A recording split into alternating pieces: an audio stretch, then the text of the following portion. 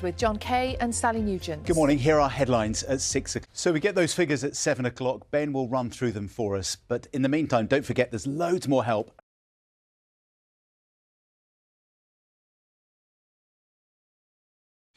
At 6:05, the treasurer of the Scottish National Party, Colin Beattie, who was arrested by police investigating the party's finances, has now been released without charge, pending further investigation. The 71-year-old is the second figure in the party to be detained as part of the inquiry. We're joined now by our chief political correspondent.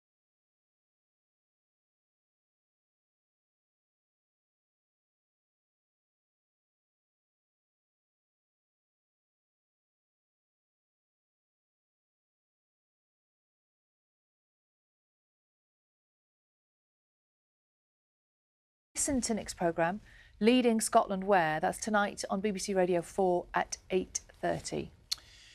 In other news this morning, the former boss of the business group, the CBI, has said his reputation has been totally destroyed after being fired over complaints about his behaviour. An 84-year-old man in the US state of Missouri has been charged with first-degree assault after shooting a black teenager who mistakenly rang his doorbell. Ralph Yarl, who's 16, went to the wrong address in Kansas City while trying to collect his younger brothers. Andrew Lester, who is white, was originally released without charge but detained again following protests. Our North America correspondent Nomia Iqbal reports.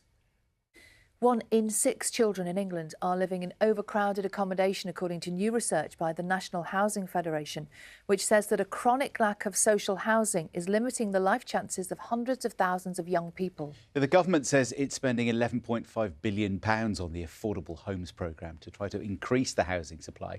With more details, here's our social affairs correspondent Michael Buchanan.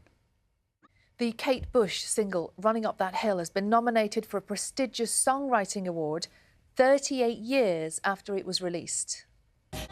And skywatchers in Alaska have been treated to an unusual spectacle. Have a look at this. Carol's got the weather for us this morning. Not even Carol has ever seen anything like that. No, indeed, John. Children conceived as a result of rape will soon be legally recognised as victims in England and Wales, giving them better access to information and support services. That is the pledge from the government.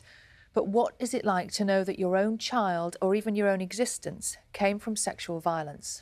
Well, Sammy Woodhouse was a victim of the Rotherham grooming scandal. She's sometimes sat here on the sofa talking to us about that. She fell pregnant to her abuser when she was just 15. And now Sammy's made a new BBC documentary in which she meets other mothers and children born from abuse. Emma Isles has more on this for us, and you might find the content of this discussion upsetting.